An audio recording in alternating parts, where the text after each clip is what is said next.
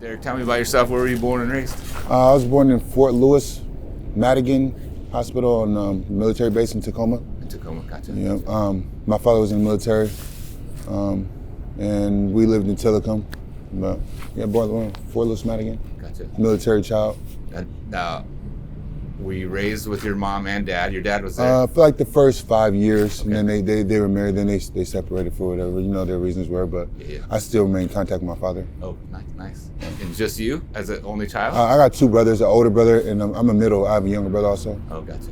Yeah. Tell me about your home life. It was like growing up. My home life was good. Single mother, she worked nights and stuff like that. My older brother, he did basketball. I tried to do the sports, but could never really maintain because my grades were, so I had to try to do extracurricular activities. But, home life was pretty good. Like, it was like any other average, African American household. Like we didn't have all the crazy stories like that you hear about. You know what I'm saying? My home was pretty. Pretty respectable. My mom, she kept it pretty tight. I was raising all boys. Yeah. So that's right. Well, tell me about you and your brothers. What did you guys do for fun growing up? Terrorize each other, man. My older brother, he's 3 years older than me. I'm the middle.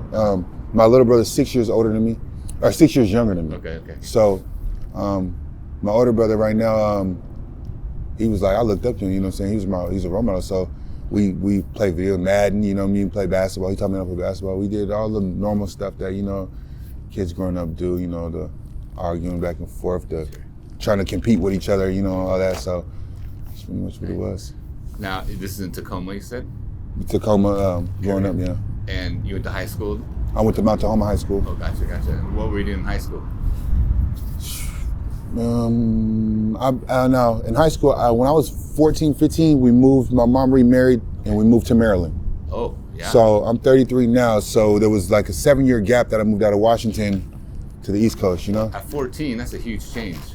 It is, but it was worth it because I was able to travel and see stuff outside of the realm of just being in Tacoma. Yeah. I traveled to Edgewood, Aberdeen Proving Ground in Maryland, military base. Okay. Lived in Washington, D.C. Oh, nice. I traveled a lot. So you got to see some of the country and different culture, East Coast culture. East Coast, Maryland, Baltimore, Yeah, D.C., nice. Jersey. I've been in a lot of different states. And so at 14, what are you, 8th grade, 9th grade? 9th grade. And then, so you went to high school in Maryland? I did. I went 10th grade, Edgewood High School. Oh, gotcha. Yeah. Well, you're a new kid in school. You said basketball wasn't really your thing. What were you guys doing for fun? I was into music. I love music, but it wasn't that it wasn't my thing. It's just, actually, the grades and stuff like that. So it was like, I love basketball, but it's like, I guess I didn't love it enough because I couldn't maintain that.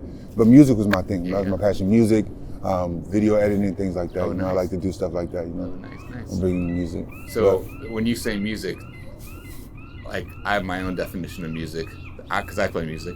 What were you doing? I say music like in a general. Of course we can say hip hop, but I love all type of music. I can write all type. I've listened to country. I've listened to R&B. Nice. I just love music in general. So you play, sing. I write. Right? There you go. Yeah, I write. You know what I'm saying? I write. I don't want to classify myself as like somebody who's a rapper, but I'm good at writing music. I'm good at poems. I'm good at just connecting the, words. Great. So Yeah. It's important. It's an art, right? So you have this artistic piece of you. I went to culinary school too. Oh, tell me about that. Well, after high school, I assume? JobCore. So in the process of me being in high school, I was in Maryland. I went to JobCore in Washington, D.C., and that was different. That JobCore was different. It was treacherous, man. It was different. It was not like any JobCore I expected. It was more like cultural, so kind of like a lot of negative stuff going on there. You know what I'm saying? Like, in an aspect of where I didn't think it was going to be this going to JobCore. So, I wasn't able to focus 100%. And What do you mean negative? It was just the environment was just like I guess it was hella ghetto. You know what I'm saying? Like, it was like a project. It was treacherous, but it was I guess it was school. Yeah. I ain't gonna lie, when it was different. Yeah. And this is a place that you didn't stay the night there. Yeah, you lived there. Oh, you lived there. Oh, gotcha. So it was like out of your parents or your mom, and you lived there. They lived in Maryland. I was in D.C., Southeast. Oh, wow. Gotcha. You know, D.C. is, you know about D.C., Washington, D.C. That's, but you know. Yeah. And so when you were living there, at what age? 14, 15. And then it was, that was part of the culinary piece? Yeah, it was when you go to JobCore, you have to select a trade also. Right. And I selected the culinary program. What was that like? How was that like for you? I love cooking. I grew up like, my mom taught me how to cook. So, Nice. you know, growing up with a single mother, you gotta learn how to cook. So, and then, you know, the female, once you get older, you realize the girl's like, oh, you know how to cook. So, you know, as a cook, I like to eat, you know? Yeah. Oh, well, cooking, I talk about this. It's just like, what an amazing pleasure in life. It's food. Incredible. Right? I wouldn't change it. Incredible. I wouldn't change it. You know, it's like, it's right up there in those pleasures, just amazing. Right. So, I mean, the culinary arts, it's like, it's amazing. Well, after high school, you, I guess, graduate from? So, this is where the story gets interesting. 18, I go to federal prison. I get caught with 186 pounds of weed. We're going, you know, 3 months after I turned 18, my mom's like, what are you doing with weed? I was in Arizona, moved back to Arizona. Okay. And then, you know, I had to go 18, do 33 months, you know what I'm saying? I'm fresh out of high school, you know, so that was eye-opener, you know what I mean? Like, I had to, you know, get through that. So you're 18 and I mean, that's a kid. Pretty and much. You're in prison with The feds. adults. Feds. What? Tell me about that. What was that like? I mean, it was an experience because when I went in, like, I was able to learn, like, okay, you can take a negative and turn it into a positive. You know what I'm saying? You don't have to come to prison and just dwell on, like, oh, I'm in prison. Like, I was able to get around some positive dudes that just taught me, like, learn from this. You know what I'm saying? Don't sit on it and dwell on it. Learn from it. You know what I mean? Learn something. Go to the law library. Learn, you know what I mean, what's going on and getting these books. You know what I'm saying? So that was the benefit of it. I wasn't around nobody. You know what I mean? Like, it was, you know, unfortunate, but it was fortunate. You know what I'm saying? Right. To say that. So you go to prison, you get out.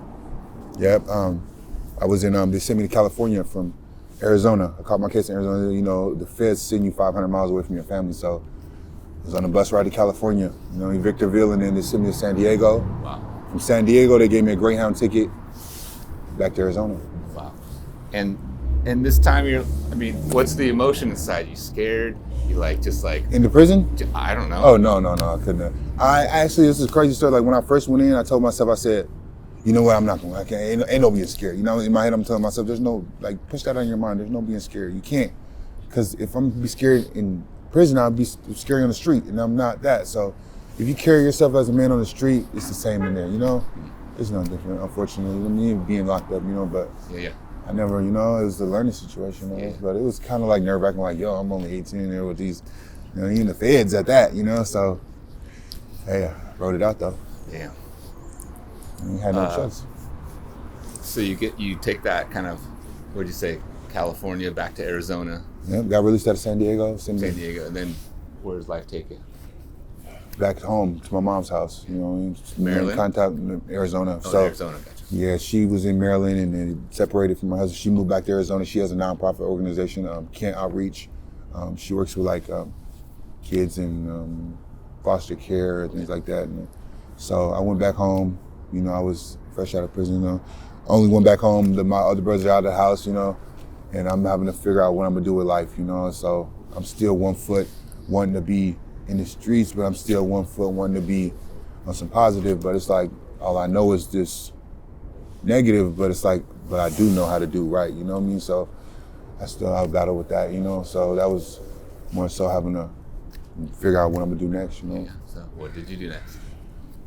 Got a job. I ended up working at Home Depot. Great. You know what I mean? I was supposed to go and get back into school. I ended up, you know, I met my fiance. I was with her 8 years. We had a daughter. I have a daughter, Arizona. Okay. And she's 7, but then come to the wrench addiction, you know what I'm saying? Battled with that for 10 years. Tell me about that. I'm curious. What is your, I guess, drug of choice? It was opiates. Opiates. So how did you get introduced? Like what? Tell me that story. I was in Arizona. I was staying with my daughter's mom. I don't like to say baby mom, of course, but I was staying with my daughter's mom, and There was it was one of my friends I knew. Of course, they were doing appeals at the time. This is like in 2012. I was 21, 22. So that leads to heroin. Gotcha. That leads to full-blown addiction. Now, my daughter-in-law, she doesn't do no drugs. She's a cosmetologist. So the whole time, she's like, where's all this money going? You know what I mean? I'm trying to hide it from her, hide it from my mom. Well, I tell my mom, but she's like, hey, what are you going to do? You got to kick this habit. You know, that's the first person I told, my mom.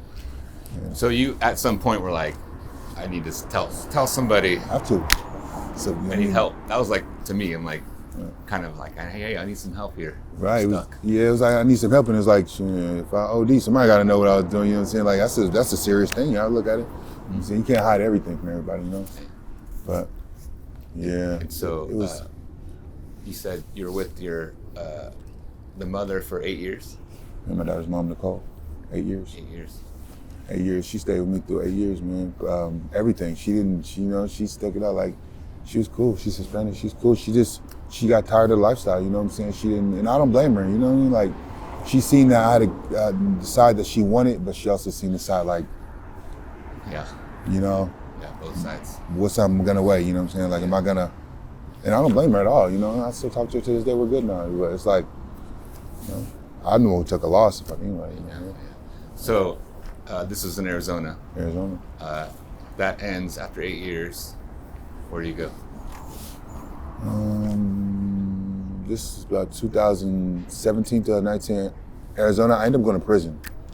I got caught with a gram of clear, which is methamphetamine. They gave me 2.5 years in Arizona, 1 gram, equivalent to $20. Wow. I go to prison 2017 to 2019. Now, mind you, my older brother at this time, he goes to prison for 66 years. He gets 66 years. Altercation with 2 police officers, they end up charging him with 2 counts of attempted murder on the police. I told myself, well, I don't have to take this, but I want to get a chance to see my brother again. He's doing that. And just so happened, I signed for 2.5 years for that, and I ended up going to prison, and sure, I see my brother, Same prison. Yeah, he was just on the other side of the yard. I was coming, and he called my name, and I was able to talk to him and see him for a couple months, but, I talked to him on the phone, but, I don't say I had to go to prison to see him, but it was like, you know what I mean? Like, Well, I think it's earlier talking about when you first went, your perspective about this is an opportunity to learn, to make positive, and there's positive. It sounds like another positive experience. You got to reconnect with your brother. Right. That's a positive, right? Yeah, it's a positive and a negative. You know what I'm saying? But at the same time, context terrible for sure. But I look at everything happens for a reason in life. I'm never one to be like, oh man, this is not supposed to happen to me. If I could go back and do my life over again, I don't think I would change too much. I can't, because then it wouldn't define who I am. Yeah. I'm saying, even the negative, you know what I'm saying? True. So you get out of that prison, where you see your brother, where do you go? Max. I went to max custody after that. I got maxed out. Yeah, I was getting tickets and getting in trouble. So, but I was able to see him. I was just more so just angry at life, you know what I'm saying? Just angry at everything going on. Yeah. Like, I feel like I was cursed with addiction, you know what I'm saying? Like, it's like, you don't know, like, it's weird.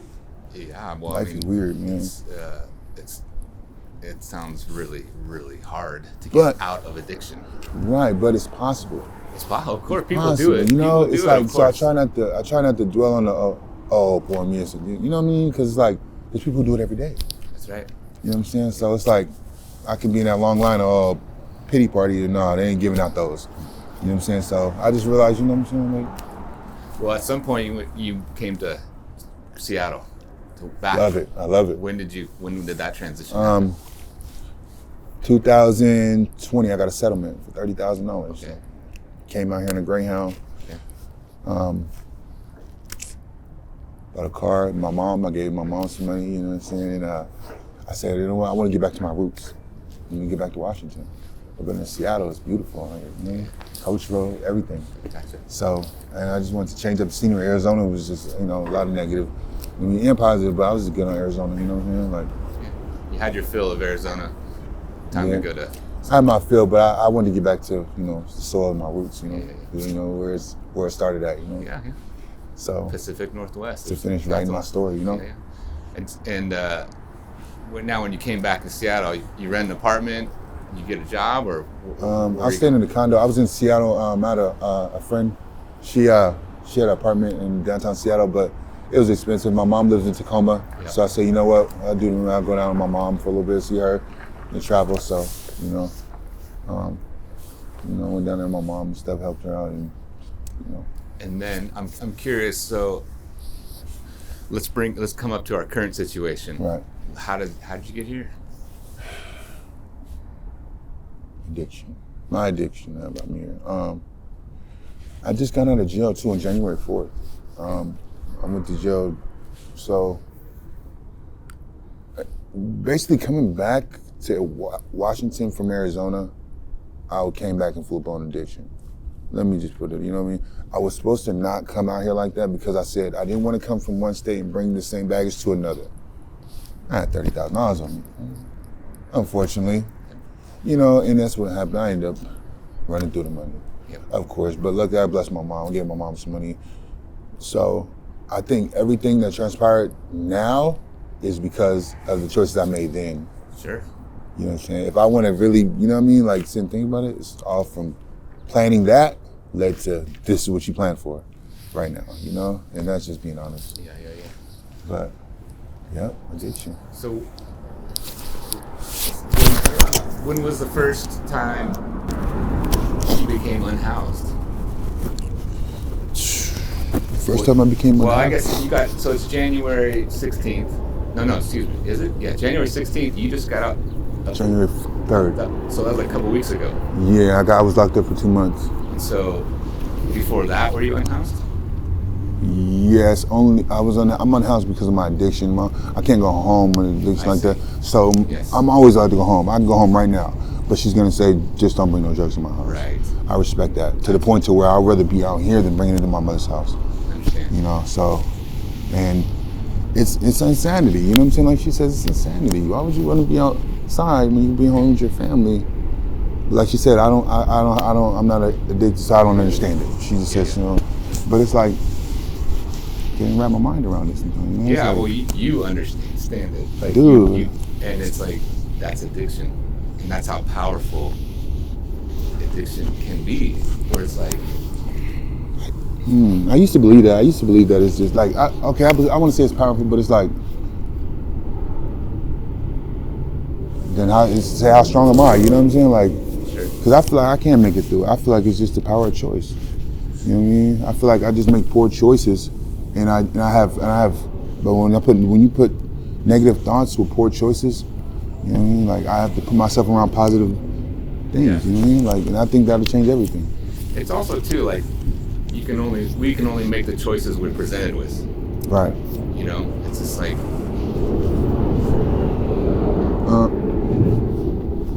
it's complicated, but it's. So like. Only the choice we presented. So you don't believe like sometimes we can like call an audible and maybe like, make our own choices to say like and be able to. Well, I mean, we can always make our own choices, but it's like, I grew up in a privileged home and had different choices. Right. Like, what do you like privilege like? What do you? I don't know. It just there's this pieces of like. You're a black male, like, and I am not. And you grew up in different perspective and have different choices than me. Like I had these privileged choices, and like you, I think I'm walking on a. No. I say this, but I'm just trying to go like we don't all have the same choices. Like there's systems of oppression that are built into the society that affect you, and they don't affect me in these ways. And there's a recognition of that. Right, in a sense of basically saying being an African American male in America, but I will say this: I didn't grow up like Section 8 housing. Yeah, I didn't hear that. No. I just want to put it out there, like. Sure. So all my choices if I think about it, were like made off of. So it's like seeing in a household. When I grew up in my household, my mom, she always says, "Not where you live, it's how you live." So, you know what I'm saying? I would kind of say, I was kind of privileged in my household, but when I go outside, they'd be like, because my mom was like, "No, why are you doing that? You're a military kid." But it's like, nah, I've seen a lot though. You know what I'm saying? I used to ask you, but I get what you're saying though. I get what you're saying. Yeah. So it's so complicated because it is as simple as a choice. Like, it's like are you choosing your addiction, would you say? Yep. Are you choosing to be an addict? I am.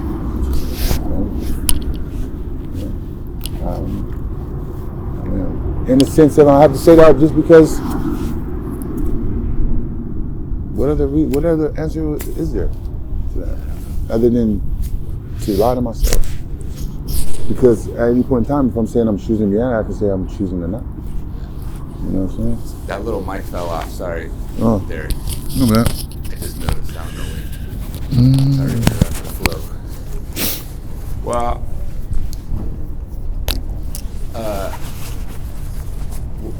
what do you want? At life? Yeah. I want to be a counselor.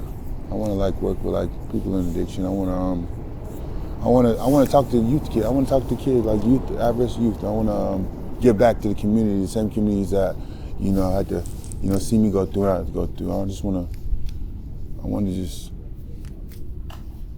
make something out of being 33 and having to look back and go, this is what I have to show for it.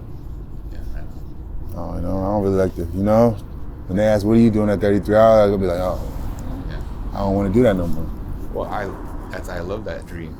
I love that hope. I mean, it's so important to have hopes and dreams, right? I love that. Derek, is there something that you'd want to say to the people of Seattle? People of Seattle. What can I say to the people of Seattle? I don't know. I love Seattle. I don't know. I don't know. As far as what, go see Seahawks? What do you mean be in Seattle? Right, to be more specific. Well, so Seattle Stories is, again, trying to humanize a lot of folks that are dehumanized because they live in a tent. Okay. Or they're living on the street.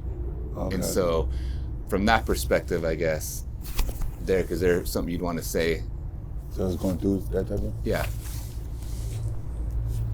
Stay positive. I mean, if you don't believe in yourself or what you can accomplish, you really can't expect nobody else to really have those, they'll never look at your situation as that. It's just going to be that situation. Because then it's just going to, you got to just wake up take every day at a time and just realize that sometimes the situation is not as negative as we look at it. Sometimes it could be something more if you just look at it like, a stepping stone. If you use it the right way, you know what I'm saying? And never let addiction classify you. Yeah. You know what I'm saying? You can't. Yeah. You know what I mean? So just stay positive, that's it. Yeah, I see, part of Derek's addicted.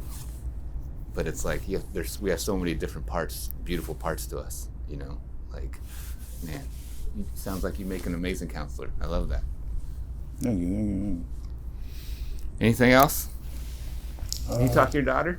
You have a relationship? Jaden's, Yeah, how's that? Yeah, she's good. She does gymnastics. She's in Arizona in Tucson, she's good. She's getting better. She's 7. They come out here, she'll come out here during the summer sometimes with her mom and stuff like that. But and you see her? I see her. It's just what's that like? What's that like for you? It's good. I was there when she was born, so it's like seeing my kids grow up, and it's like, I still feel like I'm missing out on so much, It's like, yeah. But I know that this year though, 2024, I'm making a change this year. So it's different. The air is different, Yeah. So everything's different this year. Me and you both, man. I hope so. I got to figure this out. We got the drawing board. That's right. We got the drawing board, right, for sure. Thanks for your time, man. It's good to hear your voice and hear your story. Appreciate it. For sure. Appreciate it. Grab that little mic.